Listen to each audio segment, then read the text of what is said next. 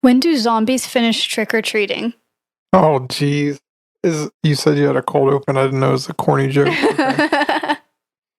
When do zombies finish trick-or-treating? Yeah. I don't know. When they are dead tired. This is... No, add more. Add more. Oh, okay. Geez, okay, go ahead. Why didn't anyone want to go trick-or-treating with Dracula? Oh, man. I would expect I know some of these, but I have no clue. Because he's a pain in the neck. Okay. Okay, one more. Okay, one more. Why don't skeletons like Halloween candy? Because they're bones. No. Made of bones. No. Why? They don't have the stomach for it.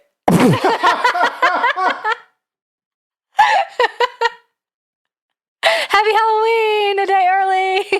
A day early. Is today the 30th? Yeah. Tomorrow's is, wow. Halloween. Happy Halloween. I mean, this comes out after Halloween, but I hope everyone that is listening had an amazing Halloween. It's my favorite holiday. I'm really excited. It's going to be great. Yeah. All right. Do you have anything you want to say before we start? No. Follow the pages, and I hope the corny jokes didn't scare people away right at the beginning. This is like somebody's first episode, and they're like, They're going to love it. oh, here we go. Just immediately turned it off. All right, listen. Just if it's good. Everybody follow the Facebook and the Instagram, and go ahead. And if you like the jokes, let us know. You don't have to. You don't have to pretend just for Hannah's ego. It's fine. I won't hold it against you. All right. In the early 1800s, a family was haunted by a shape-shifting entity that identified as a witch. The witch had a particular hatred for the father and one of the daughters, and things eventually escalated to a suspected poisoning. This is Country Roads Creeps. You know where I got this idea from? No. From Olivia. Olivia, yeah, because we were doing her episodes this month. Yeah, so I was looking at the list of amazing podcast episode ideas that she wrote for us. Mm-hmm. So nice of her. And so I was looking at those, and I forget. It was titled Amazing Ideas for Your Podcast. Yeah. By Olivia. Yeah. So it's kind of, well, it's indirectly from her list, but I'm still giving her credit because it was because of her that I found this topic that I wanted to do. So there was something on her list, and I remembered that she really likes those YouTubers, Sam and Colby. That's their names, right? Yep. And so I went to see if they had a video for what was on her list. And when I was looking through their videos, I found this topic idea. Yep. So I chose this one because it jumped out at me. So we are talking about the Bell Witch today. Yep. So shout out to Olivia for leading me to this idea. We were talking about this earlier before we recorded, and you were getting annoyed because I kept saying Blair Witch. Yeah. And that's a movie. It's like it was kind of inspired by this, but this is Bell Witch. Loosely. I mean. It's been for forever since I've even seen Blair Witch Project. Loosely. It's like they both start with a B. Yeah. The Bee Witches. Mm-hmm. I would combine it, but that would make Bewitched. A bad word. So. All right. So the Bell Witch, well, that's what we're talking about today, is a 19th century legend of folklore from Robertson County, which is in the state of Tennessee.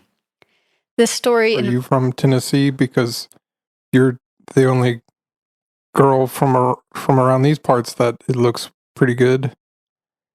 Jiminy Christmas. Okay. We're going to move past that. That was horrible. This story involves the Bell family, thus the name Bell Witch. The father in this family was a farmer named John Bell Sr. He was born in Edgecombe, North Carolina, and he apprenticed as a barrel maker before he switched to farming. Okay. So, what? The witch isn't Bell? No. I don't know anything about, I'm... Good, I'm glad I can tell you a new story. The entire time I thought the Bell Witch was, that's her name, but it's John Bell now. Okay. Yeah, John Bell. So now I'm excited. Right. He married his wife, Lucy Williams, in 1782, and this is, according to Wikipedia, she was 12 and he was 32. which is gross. But I guess Robbing the cradle. Yeah, Or something. if that's true, then I hate that fact. This is in the 1800s. Yeah. Yeah. So, are the times aren't? Well, this was 1782. Oh, 1700s. Yeah. Our story moves into the early 1800s. Yeah. But I'm just giving you some background information here. Yeah. So the times were kind of like weird. Yeah. Still bad. Crazy, but yeah. But yeah, you're right. So they lived on a farm that he had purchased in North Carolina until 1804. And then Bell moved his family to an area called Red River, Tennessee, which is present-day Adams, Tennessee. Okay. They had 9 children, which is a lot. When was the first child born? Before they moved. So they had 6 of them before they moved, and then 3 of them after the move. Okay. So she was like 14 when she started having kids? Yeah, probably. Gee. Horrible. So they had Jesse, John Jr., Drury, Benjamin, Esther, Zadok, Elizabeth, who goes by Betsy, Richard, and Joel. Okay. Betsy plays a big role in this story later on. Notice no Brentleys or Adeleys or like EIGH spelling. Okay, but they have a Drury and a Zadok, so like even better. No. So farming was very successful for them. They were doing really well. They're very prosperous. Things got weird for them in 1816. And this is when a goblin-like witch started to harass the family. Nice. So she first appeared to John when he was in a field, and she was a shapeshifter, so she had the head of a rabbit and the body of a dog. That was the very first sighting for the family. What? Yeah. Wow. Head of a rabbit, body of a dog. Like a jackalope rabbit? Had the antlers too. He tried to shoot at it, but he missed. She ran off. Shot and a missed. Yeah. Shot again. And a missed again. And a shot again. Shot 2 more times. So there were some more initial sightings that followed. Drew saw a huge bird on the fence, but it flew off before he could get very close. Betsy saw a girl they didn't know wearing a green dress swinging from the limb of an oak tree. There was a slave also named Drew from the family. He talked about being followed by a large black dog on evenings when he would go visit his wife. Yeah. So there's just like, they're seeing some things that are a little out of the ordinary. So after a couple of these sightings, she then begins to mess with the family members. And then she would also like do things to visitors and other people in the community. Like clipping their clothes. Wizard clip. Yeah, wizard clip. No, but weird stuff. So she was mostly invisible. Like usually they would just hear her in the house. She could talk. She could manipulate things in the physical environment. She could shapeshift when she was visible. And I put the word teleport just because that was the best way I could think of how to describe it. It was almost like she could move to a different house very quickly. Like she would, I'm getting a little bit ahead of myself, but she would tell the Bell family gossip that was happening in another household. And it was like she could go back and forth between the houses really fast and relay what was being said. Whoa. So I called it teleporting. Yeah. I don't really know. Imagine if like some lady showed up at your house one day and was like, hey, your neighbors? Yeah. And she's just like spilling the tea. Yeah. So she actually, at one point, referred to herself as Kate Batts. Or she said she was Kate Batts's witch. Kate Batts was the name of a neighbor that John Bell had a little bit of a quarrel with over a financial situation. So some people said that maybe Kate Batts had created this witch to kind of get back at John, but there's really like not a lot to that theory. So I don't know. But she would respond to being called Kate. So who knows? So at first, she didn't talk to the family. When the hauntings and the harassment first started, there was just sounds. They would hear knocks on the doors and the walls. They would hear gnawing on their beds, like rats were chewing at the bedposts. But they never saw any rats or found any evidence of that. They would hear invisible dogs fighting, even though there weren't dogs around. They would hear chains dragging on the floor. So just different sounds like that happening in their house without explanation. What? I don't know, just for whatever reason, I just like chains dragging on the floor. It's like the 1800s, and it's like We heard cars driving up and down the road. Cars haven't been invented yet. Like, I don't know. I don't know why my brain like went there, but No, that's funny. So at first it was just sounds, but then things started to escalate to more physical involvement. So blankets would be pulled off the children's beds while they were sleeping, and the children started being scratched and having their hair pulled. Ooh. But the whatever force was doing it was invisible. okay. Most of the paranormal activity happened to John Bell Sr. and to his daughter, Betsy. They seemed to get the brunt of it for whatever reason. John started to have facial paralysis, and Betsy was slapped, pinched, stuck with pins, and she would be like hurt a lot more aggressively than the other people in the household. And the witch became very unhappy later on when Betsy got engaged to a local man named Joshua Gardner. The witch did not like that. Ooh, Yeah. jealous. Yeah. So they have all these things going on for a while, and it starts to get to the point where it's happening very frequently. And so they ask their friend James Johnston to come help.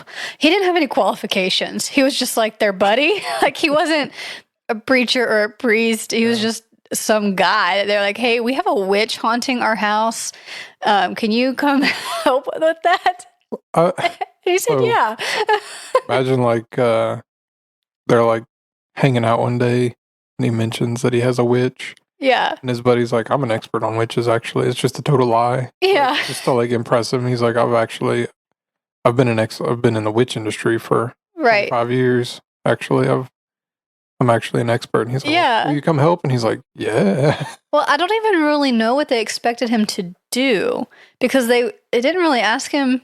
It didn't seem like they were asking him to do an exorcism or something like that. I mean, nobody was possessed, and it wasn't like they could really see the witch often because she mostly just was No. invisible and they would hear her talking, so you're not going to catch her. Like, I don't know what they wanted James Johnston to do for them, but he came over, I guess, to check it out. Just like the witch confirmer, like, Yeah, he's like, yeah, you got a witch. You sure Hey, do. Well, You got one. that'll be $25. I mean, that's kind of what happened. He confirmed it. So he stayed the night. And in the morning, he experiences the same things. He's hearing the sounds. He's being affected physically, like the blankets, the pinching, the slapping, all that stuff. And when he wakes up in the morning, he said it was a spirit, like in the Bible, and didn't really provide a solution. Which He just part of the Bible? Yeah, the whole thing. Like Just the Bible. Old Testament The ghost spirits or in New there. Testament Yeah. ghost? Because those are kind of different ghosts. Yeah. So word spread, people began traveling to see the witch, and this is when the witch actually started talking. Oh. Yeah. So it starts off like a couple sentences, but then she gets into like full on conversations as time goes on. Okay. So, people are coming from all over the place. They're hearing the rumor of the Bell Witch. They want to see for themselves. There's a lot of skeptics. So people come all over the place. Like they have tons of visitors coming to their house. You know what this is reminding me of? What? Is Dawdleston Messages. Have you heard of that? I don't think so. What is it? They, this is in like the 70s. Mhm. And this couple has like a computer that they can rent from, it happened in UK, in the UK. Mhm. And they have a computer that they can rent from the library. So it's like always a different computer, but they're getting messages on it when nobody's around. And it starts off as like, a few things here and there, but they can't really like, it's just like weird. They don't really Yeah. communicate. And then it turns into like full blown conversations over time of like them going back and forth of like, and it's like somebody from the past communicating about like hundreds of years ago. Yeah. And he's like talking about like a king and stuff like this. So we should do an episode on it, but it would be, I think it's kind of like a long story. Mhm. But- That's okay. Anyway, that's what it's kind of like the progression of like a little bit of communication and like weird stuff happening to like Yeah. having full blown conversations with this thing. So Yeah. It escalates a little more and more and more as it goes on. this is the Blair Witch. Huh. No, the Bell Witch. Bell. Ding dong. So, like I said, all these people are coming. At one point, she is asked, "Who are you and what do you want?" And, before, at one point, she had said that she was old Kate what was her name? Kate Winslet. Kate Batts witch. And then she starts to change up her story a little bit. So she's asked, "Who are you and what do you want?" She replies, "I am a spirit. I was once very happy, but I've been disturbed and made unhappy. I'm the spirit of a person who was buried in the woods nearby, and the grave was disturbed. My bones disinterred and scattered, and one of my teeth was lost under this house. I'm here looking for that tooth." So, like, that's pretty different from saying she's just old Kate Batts' witch. Okay. So, like, now, are you a witch or are you a spirit? A disturbed spirit? What are you? You're an untrustworthy narrator is what you are. You can clearly tell that this witch is a woman. I don't even think it's a witch, to be honest. It's not. My evidence for that is that I'm going to show up. I'm not going to tell you what the problem is, but I'm just going to like make life hard on you until I finally tell you I'm looking for my tooth. And it's like, you could have started with that and we would have solved your problem 6 months ago. Right. Like, just nothing's wrong. Jeez. Okay, but like she says that she's the spirit of a person who was buried in the woods and got disturbed. But then another time, a visitor or traveler asks who she is, and she said that she was a spirit from everywhere, heaven, hell, the earth. I'm in the air, the houses, any place at any time, and have been created for millions of years. Yeah. So like that's a third story that got changed up. The ghostly version of what do you want to eat today? I don't know. Stop. No, I don't want that. Oh my gosh. No, that's okay. Nah. So it has kind of become clear that she lies. Like she doesn't tell the truth or doesn't know the truth. Who knows? It's not trustworthy. And it really doesn't even seem like a witch. Everybody ended up calling her a witch because of what she said about being old Kate Batts' witch. Yep. But this is not witch behavior. Like, that doesn't make sense. So, at one point in a conversation, she did imply her origin was tied to a Native American burial ground that had been disturbed. So Drew, the son, and someone named Bennett Porter tried to look for this, which is, of course, a bad idea. Like, leave these things alone. Yeah. Thankfully, they didn't find anything. So, I mean, who knows if that was true or not at all. So, something else weird that happened that kind of goes along with the teleporting thing is the witch, spirit, whatever she was, repeated word for word 2 church sermons that had been given 13 miles apart at the same time. And so she's in the bell house. Okay. And she word for word says this sermon that was delivered at church A. Yep. And then word for word says the sermon delivered at church B, which were 13 miles apart. And then I guess maybe members of each church would have confirmed what had been said. Right. So that's kind of weird that she could be in more than one place at a time. Yeah, you would think that if it was demonic, it wouldn't do that, right? Yeah. So probably not demonic. I don't know. I mean, I don't know. Well, maybe. Because she does some more bad stuff later on. Okay. I mean, like she's hitting the children. She's hurting the children. That's not good. Yeah, but I mean, along that lines, she knew a lot about the Bible and seemed to enjoy religious arguments. Okay. Like a devil's advocate kind of deal, I guess. I don't know. Like a literal devil's advocate? I mean, maybe. Everyone's a bad guy? Like maybe. Like that kind of stuff? I don't know. She liked arguing about religion with people that came to the house. Okay. She would also share gossip about things happening in other houses, like I said earlier. So, I mean, that might have been entertaining, but probably not worth all the other stuff that came with it. Yeah. All right. So, go ahead. I was just going to say, because I grew up in like Baptist churches all the time. Mm-hmm. It's like, it just sounds like a Methodist likes to gossip and argue about religion. You're going to make some people mad with that one. all the Methodists just like turned it off. They're like, that's not, we don't do that. Oh my gosh. Okay. Okay. Now, remember when I mentioned their friend James Johnston that came to help and didn't do anything? Yeah. His son, John Johnston, really creative naming here, wanted to test the witch. So he asked her a question that nobody outside of his family would know. And that question was, what would his Dutch step-grandmother from North Carolina say to slaves if she thought they did something wrong? Okay. Yeah. And so the witch replied, "Hut tut, what has happened now," in the grandmother's accent. And that was the correct answer. Oh, okay. I was worried it was going to be like Yeah, I was scared when I read it. Too. like super like the next line is like super like racist. I mean, quote. still bad. I would Yeah. have omitted that. But, Yeah. I mean, it's still bad, but I guess the witch passed his test or whatever because he Yeah. said nobody else would have known that, and it was in his grandmother's accent. Now, another time, an Englishman came to visit because he did not believe the stories. He wanted to see for himself because he thought it was just all made up. So he came to visit. He's in the house. He's talking to the Bell family. You know, they're just getting to know each other. And he commented that his family lived overseas. And at that moment, the witch started to mimic his parents, like talking in their voices with their accents and everything. Yeah. So the next morning, he woke up to the witch again, mimicking his parents' voices, saying that they were worried about him because they had been woken up in England hearing his voice.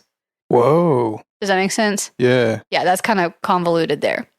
But he leaves the next morning because he's freaked out. Yeah. And So later on, I mean, like much later on, because it takes forever to get to England and send letters and all that Right. stuff. So probably months and months later, he sends a letter to the Bell family that the witch had visited his family in England the same day that he was visiting the Bell house. yeah. And he apologized for being skeptical Huh. in his letter. He's like, I mean, that was all real. Right. So that's pretty weird. In 1819, Andrew Jackson visited to see the witch, and his Andrew men. Jackson, like from the $20 bill. Mhm. No kidding. Yep. Huh. And his men ended up being frightened away. The witch made their wagon get stuck in the mud, and like kind of taunted them and messed with them before she freed it and let them go. It's going to be embarrassing if Andrew Jackson's not actually on the 20. Let's Is he on the look it up. 10? Let's look it up really quick so you can cut it out if we look silly. No. We always look stupid. It's fine. Yeah, I think, every episode we've messed up something. You're right. Andrew Jackson's on the $20 bill. Yeah. Yeah, you're right. Okay, back to my notes. Now I definitely know who's on the 100 because I got so many of them. Stop. See them all the time. Enough. Abe Lincoln. Oh my gosh. Okay, so moving on. Sometimes the witch was nice, especially to Lucy, John Bell's wife. She described Lucy as the most perfect woman to walk the earth. Facts. What? Facts. Next. She would bring Lucy fruits and sing hymns to her. So she really liked Lucy. Yeah. She also didn't really bother John Jr. So I don't know why Why those would you? two were kind of unscathed.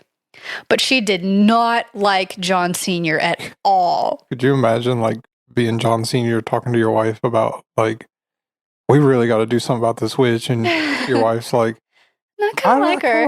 Like let's like keep her. her around She's for a kinda while. nice. It's nice. Yeah. They could get apples. She sings to me. Yeah, Like, it's kind of nice having somebody else around that, yeah. Yeah. And meanwhile, he's getting like beat up every day. yeah, he's slapped like a around. black eye. Yeah, he's like, I don't think so. She's like, no, she brought me this fruit basket. Keeps making fun of my accent. Yeah. So, like I said, she really did not like John Sr. She called him Old Jack, and would threaten to kill him, like on the regular. She would do chants. She would just make threats. And she would harm him and say she was going to kill him. Hmm. And apparently, she eventually did so by poisoning him. No way. Mm-hmm. The witch Yep. killed John Sr. Yep. So he died on December 19th, 1820, when he was 70 years old. The witch interrupted his funeral by singing drinking songs. He was 70. His wife was 32. Oh, Lord. She interrupted his funeral by singing drinking songs and didn't stop until it was over. And she was heard saying that she fixed him. She did it. He will not get up. Good. And so after he died, well, because part of me was like, okay, he was 70 in 1820. He probably just died. Like, Fair. but But also, he married a 12-year-old, so apparently, according to the story, after he died, one of the sons found a weird vial of like dark colored liquid they hadn't seen before in one of their cabinets. And this is really sad. Heads up to the listeners. He tested it on their cat, and the cat died like immediately. ooh. So that's why they think it was poison. And then Yeah. the story goes that they threw the vial into the fireplace and like blue flames shot up, or blue smoke or something. And then the witch said, like, yeah, that was poison. I used it on him. Killed him. Yeah, that was me. That was me. What are you going to do I about did it? it. Is there a way to test that? Like, what kind of poisons make a blue flame? Is there a way to I figure read it out? one article that said they thought it might have been arsenic. Sounds And he about had right. been like, we can talk about that when I get down to theories, but let's put a pin in that for a second. Okay. Let me make sure I have that in my notes just in case. Pin in arsenic. Yeah, we'll come Don't back to that. taste it. You'll die. Yeah. So in 1821, Betsy ends up calling off her engagement to Joshua Gardner because she was scared of what the witch might do to her if she went through with it. Because the witch had been very Okay. vocal about like she did not want Betsy to marry Joshua. Right. I don't know why. She just didn't like the idea. And so Betsy gets freaked out after her dad supposedly dies of this poisoning. And it's like, I'm not going to be next. We're not getting married. Bye. Yeah. Sad story, kind of. She ends up marrying one of her former school teachers. So, like, Oh. there's a pattern here of young men marrying, You I mean, old young men? women marrying old men. That's unfortunate. Yep. So, after Betsy calls off the engagement, the witch told the remaining Bell family that she would leave, but would come back again in 7 years in 1828. Okay. And she did. Good. She left and then came back in 1828. And so it was still Lucy was in the home and two of the sons. I don't remember which ones it was. But she came back and started up the same things kind of again. But this time the family just sort of ignored her until she left. I guess she got bored because they weren't giving her attention. They were over it. Didn't want to deal with her anymore. Right. But she was like beating up on John Sr., right? So Yeah, you would think like if she wanted the attention, she could have just hit one of them or something. right. And they're like, But- I don't know. What happened to your face? Like, I don't know. Nothing. Literally nothing. Definitely not a witch. An invisible witch thing. Yeah. So I read this on Wikipedia. They said that John Bell was the first person in history to pass away from supernatural causes. I don't believe that for a second. There's no way that he was the first in the 1800s to die from supernatural causes. I just simply don't believe that. I don't know where they got that from. I think that's just made up. So, like the first death that was ruled that way, or like I guess, yeah. Or like the first in Tennessee history that was attributed to supernatural causes. Yeah. So maybe if they had worded it that way, that sounds more right. Like this is the first death in Tennessee to be Yes. recorded as being caused by something supernatural, then maybe, yeah. But he's definitely not the first ever in history to be killed by something spooky. Yeah, There's definitely. no way. Didn't take like, I don't know, how long has history been recorded? For like 10,000 years? I Like, don't know. yeah, it took until the 1800s. Yeah, there's So- no way. Took 9,000 years Yeah. before anybody died of supernatural causes. Everyone before that, regular. So that's the main like plot. And now I'm going to start talking about some theories Okay. behind this. Do you want to say anything before we move on to theories? No, this is just crazy. Okay. Yeah, it's wild, isn't it? Yeah, and I still, well, I don't know. It's just so crazy. I don't understand why the witch would be like, I'm going to be super nice to the wife. Maybe she felt sorry for her because she Yeah. got married when she was 12 Yeah, to a maybe. 32-year-old. Yeah. But also, like, why would you, I don't know why she picked why on would Betsy, it though. appear as a dog rabbit? Yeah. Why did that guy show up and say, yeah, you got a witch? There's a lot of It's- unexplained things. Yeah. It's a weird story. Not But a lot then- of it makes sense. Then she killed him. And what about the tooth? Did she ever find the tooth? I think she just made that up. Yeah.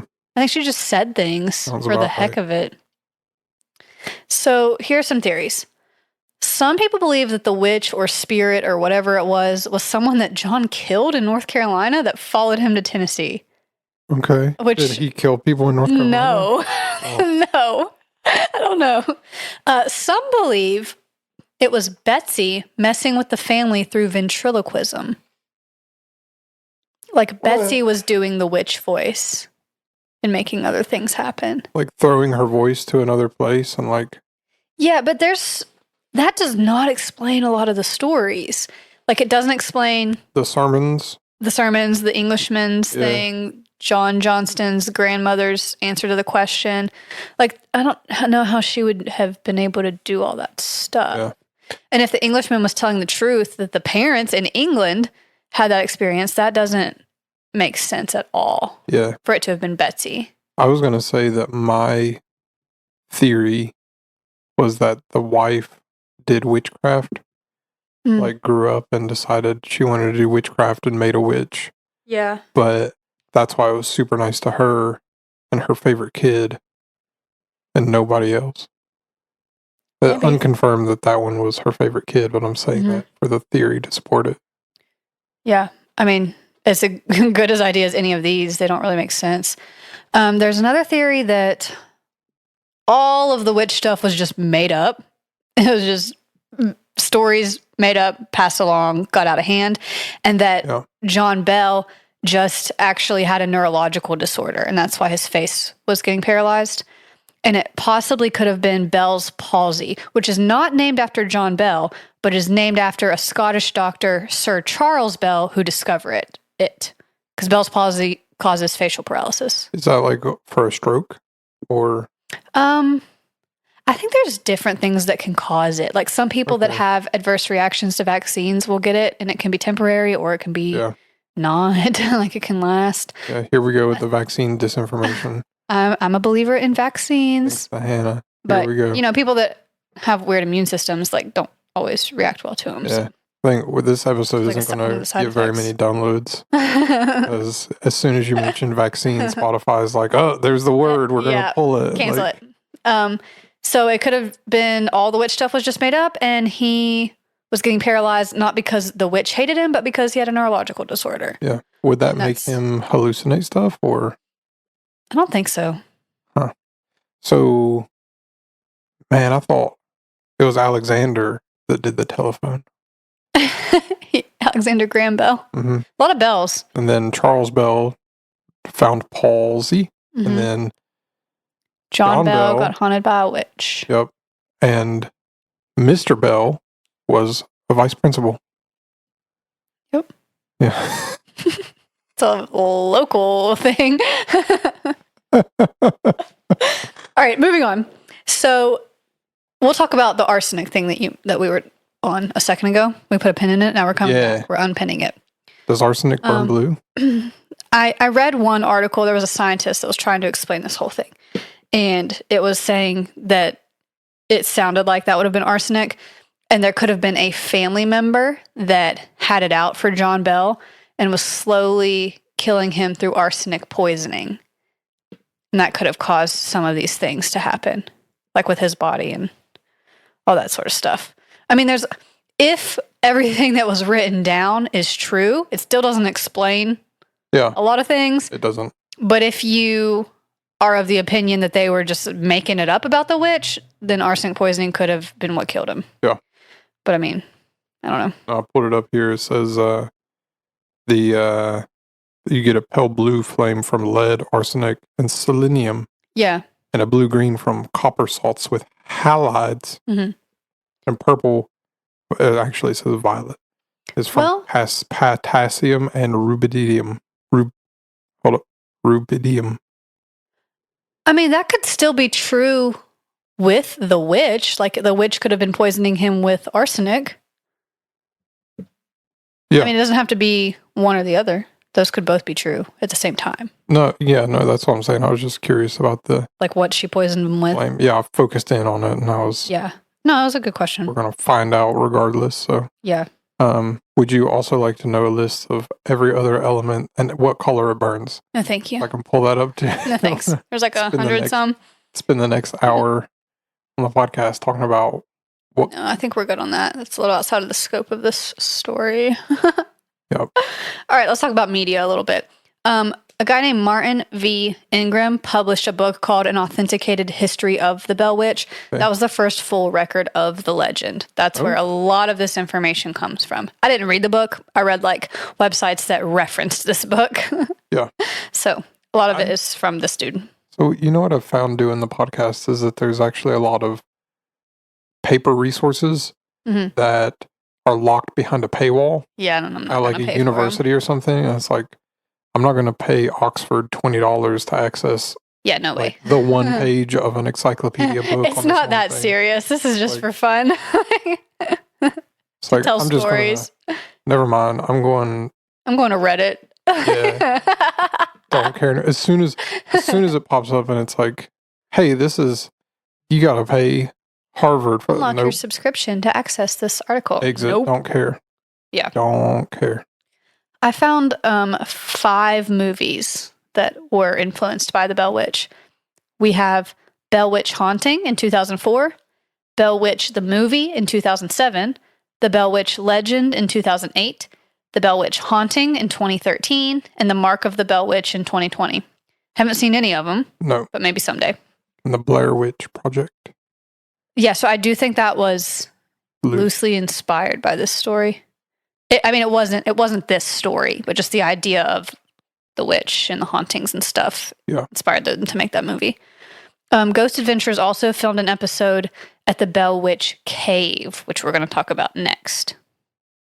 You heard of this? No, I haven't. Okay. So this is obviously a cave. Yeah. It's located near where the Bell family farm was. Yep. It's about 490 feet long. It's privately owned, and they do tours in the summer and in October, if anyone's interested. So this really doesn't have anything to do with the original legend, Okay. because everything about the cave happened quite a bit later on.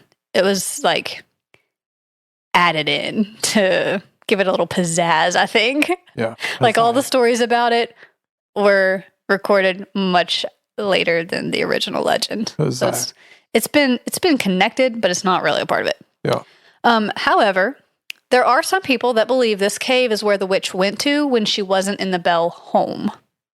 Okay, whatever. So I mean, You can teleport, and you're going to teleport to a cave. to a cave instead I of mean, maybe. where's that place you went for your anniversary? Cancun. Yeah, instead of Cancun, you're going to go to a cave. Right. If I'm a witch, I'm not going to. First of all, I wouldn't go to either of those places. I'd go somewhere cold like Alaska. Yeah. But that's personal preference. Nothing wrong with Cancun. I'm just saying, You would rather go somewhere cold. yeah, I like the cold. Caves are cold though, so maybe, I don't know. Yeah, but they're like dark and Secluded. moist. So then I don't know. I'm honestly team cave now. The more you Never talked mind. yourself into it. Yeah, You literally Talked talked yourself into cave vacation. never mind. Forget everything I said for the last. I mean, some minute and a caves are half. cool, like Lost World Caverns in Lewisburg. That place is pretty cool. Yeah, they got stalagmites and stalactites. Yeah. Do you And- know the difference? Yeah, I do. Stalactites hang tight from the ceiling. Stalagmites might grow up tall one day. So stalactites are on the top, stalagmites are on the bottom. What about the ones on the side? Oh, it depends on which way they're growing. Sideways. They're growing up or down. Exactly sideways. Do you know what they're called when the stalagmites and the stalactites connect and they touch? One pole. No, Cave pole. nope. What is it? A column. No way. I learned that on the Lost World Caverns tour. Wow. Yeah, you call them a column. That's what they said. Call them a call. Yeah, you call them a Man. column. And it stuck with me. It worked. I haven't been there. I went there as like a very young child. It's so cool. It's so cool. There's a Like, even for adults, it's a really cool place to go. It's very informative. yeah. There's a place up north called Smoky Hole Caverns, Chimney Hole Caverns, Mhm. Chimney Top. It's Chimney Top, I think, is the mountain, That sounds familiar. and the hole is Smoky Hole Caverns. Hmm. And I mix them up like I do with everything. Mix it up, and Yeah. so me and Melinda were talking about going to this place one day, and I was like, "Let's go to the Chimney Hole and look at and we'll go to Smoky Top Caverns or something." And she was like, "You are completely messing this up. They're like right next to each other, but they've actually there's another place. It's called the Via Ferrata. We're getting way off track. It's but okay. The Via Ferrata, they've got a ropey bridge. Uh-huh. One of those. Super sketch, and I'm scared of heights. Yeah. And so I told her we would go, and she was like, You don't want to do that. you'll die. But she's actually scared too, and she likes to hang her feet off. So Yeah. Yeah.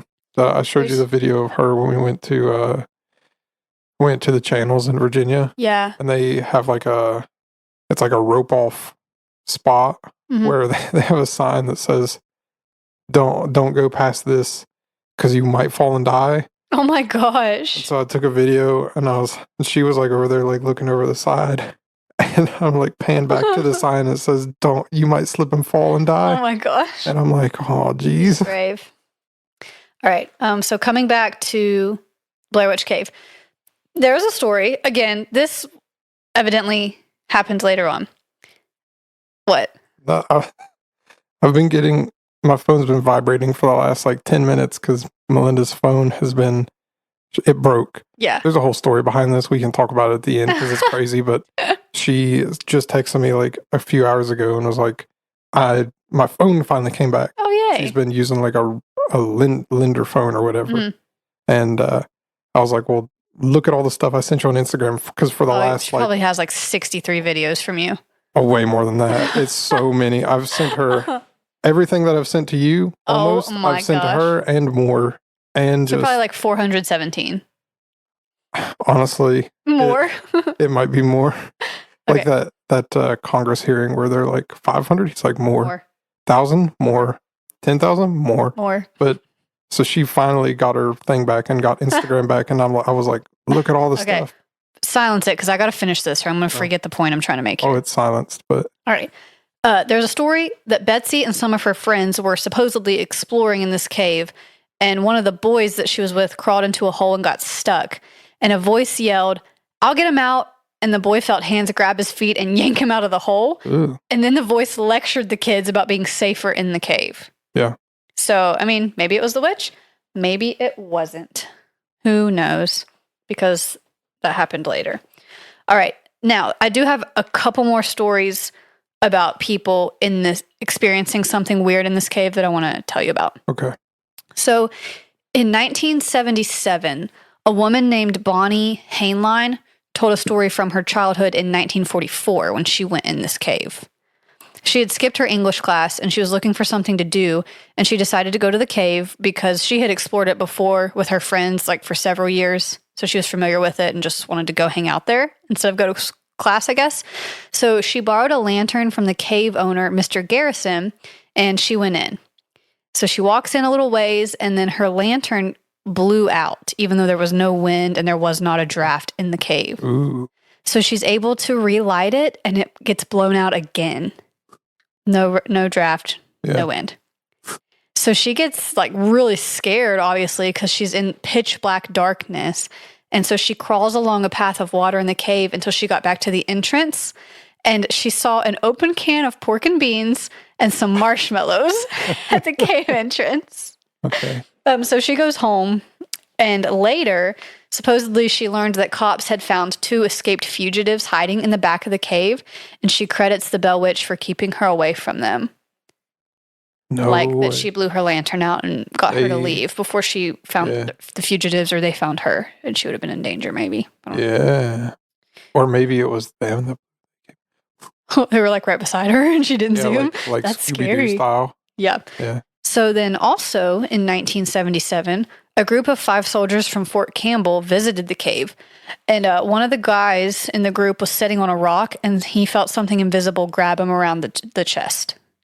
So that's also weird.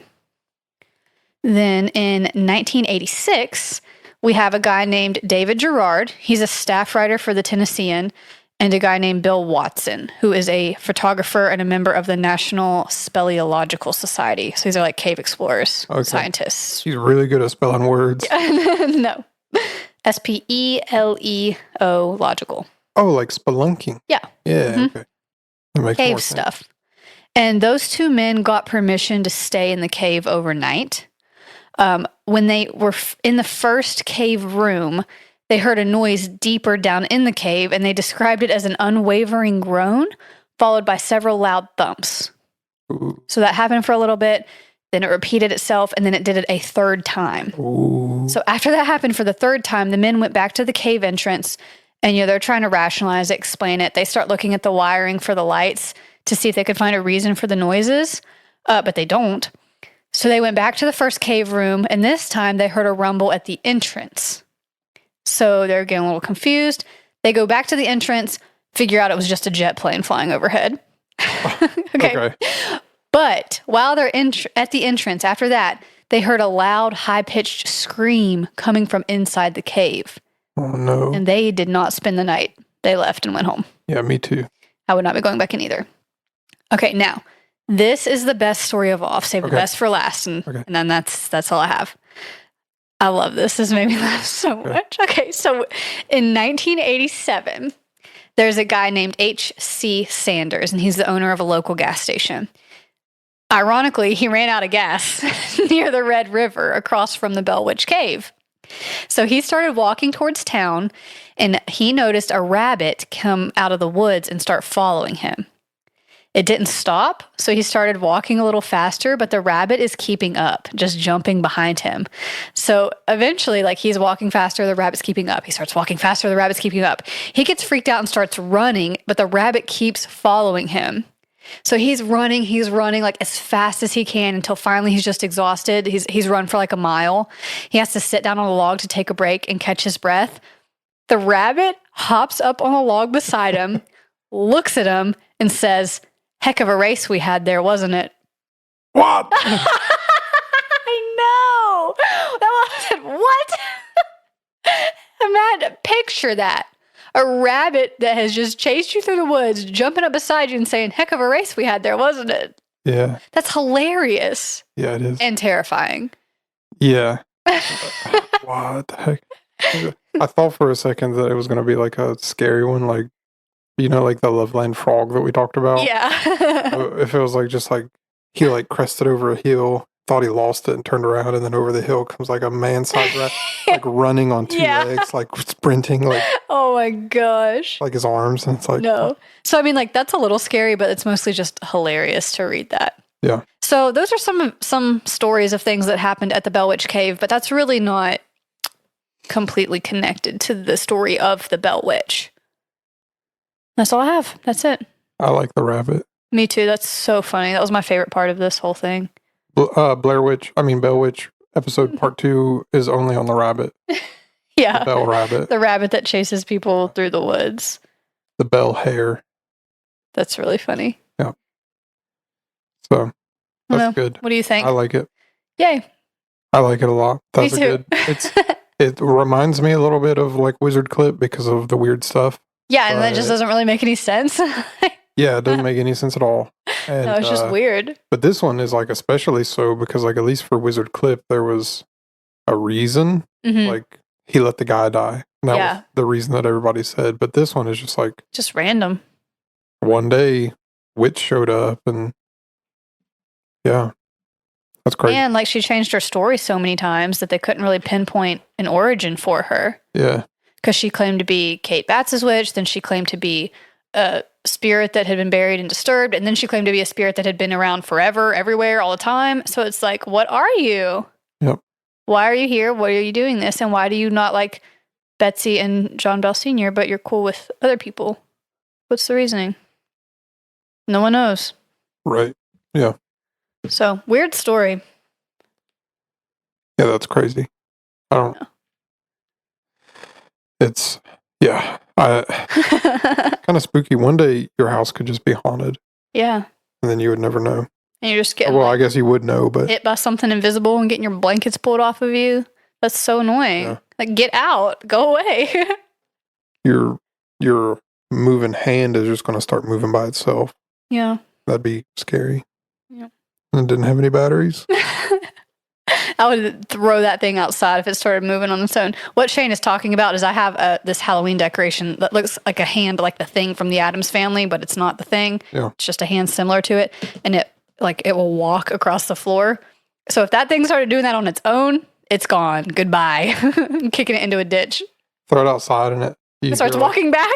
A knock at the door. It's the hand. It's the hand. That would be so scary. Yep. Oh, man. So what do you think you're going to do next week? Do you have an idea? You're still looking.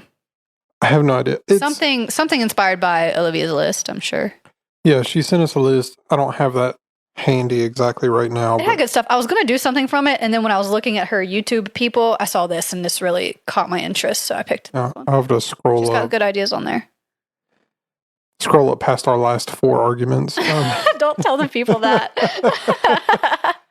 I hope in like 1,000 years or whatever, like if like they'll find all the technology Yeah. and be like we have like a podcast and it'll last for forever or whatever. Yeah. And be like, yeah, they're friends, and then they find our text messages and they're like, they hate each other.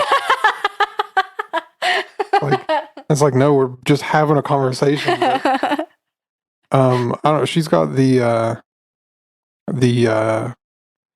Mitzpah Hotel. She has Stanley Hotel on there. That'd be a good one. Stanley Hotel is from The Shining, right? Yeah. Or that's where it was filmed or something. Goatman Bridge, the Conjuring House, the Goldfield Motel, and the Clown Motel. So, and it's entitled "Amazing Ideas for Your Podcast" by Olivia. So, yeah. I don't know. I'll have to see if they'll like cover, if it'll fill up enough time, because sometimes the hotels are like, it's sort of like, here's a haunting, but it doesn't really, right. There's not a gigantic ton of details, so I'll have to look into it. But I'm you could always do like about 2 like the if you Mitzpah wanted to. Hotel, and then Stanley Hotel will probably get its own episode. Goatman's Bridge will probably get its own episode. Mitzpah Hotel will probably be next. So that's what I'll do. Sounds good. If it doesn't, then I'll throw in another one of these. Probably like the Goldfield Motel or something. Yeah. So, but yeah, she was like, you have to watch Sam and Colby's video because they cover it all. And I guess they're like ghost hunters. Yeah. So she'll like come to me with like her iPad and be like, well, look Aww. at that, watch this video. This That's is sweet. scary. And yeah. So yep. Exciting. Mm-hmm. Can't wait. I'm scared of ghosts though, so I think that's why she picked it. She's like, I know Shane's scared of ghosts. She wanted to freak you out. Yep. That's funny. I'll never stay in a hotel ever again. They're all haunted. Just camp. Yeah. Which is also scary, but By fun. the way, people die in hotels all the time. Yeah. Like you probably have stayed in a hotel at some point in your life where somebody is dead right now. You know what I'm saying? Probably, but that's a little morbid.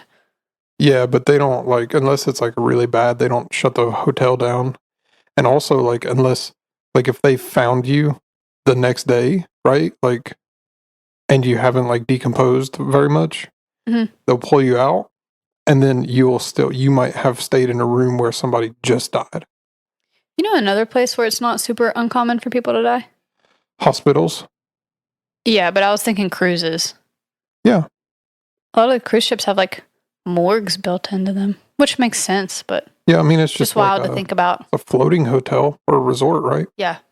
I want to go on a cruise. I want to go on an Alaskan cruise.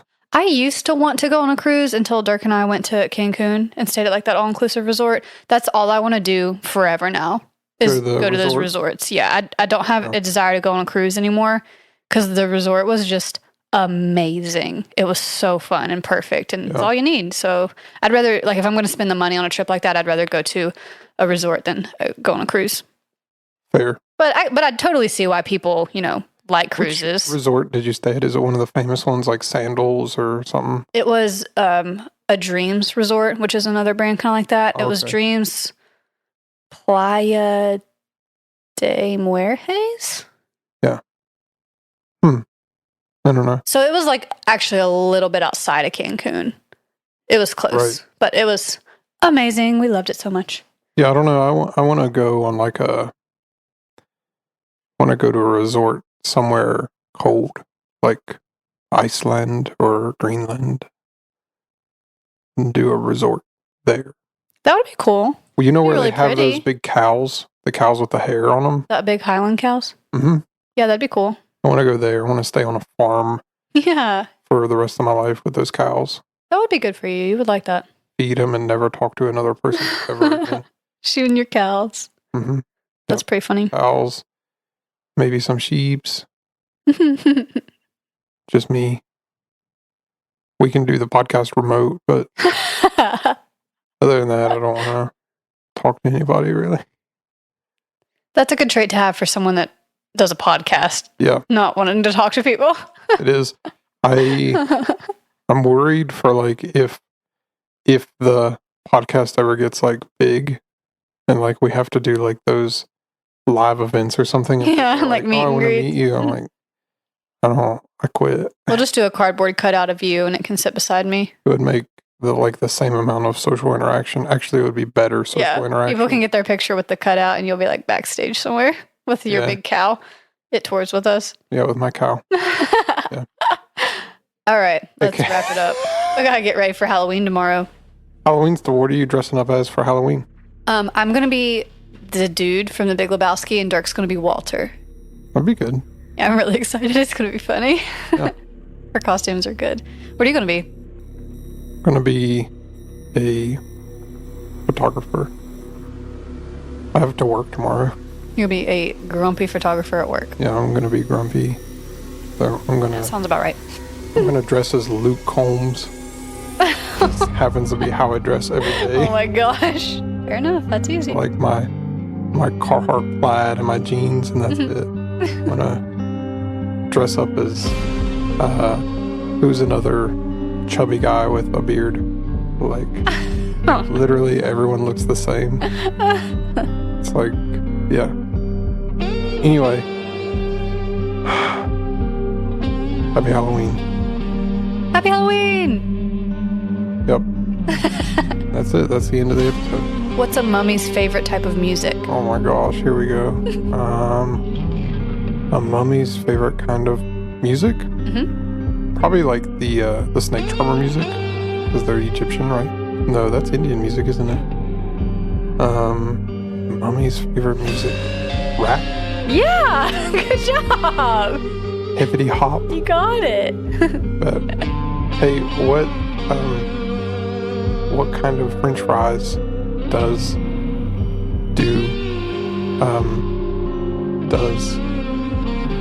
Frankenstein eat?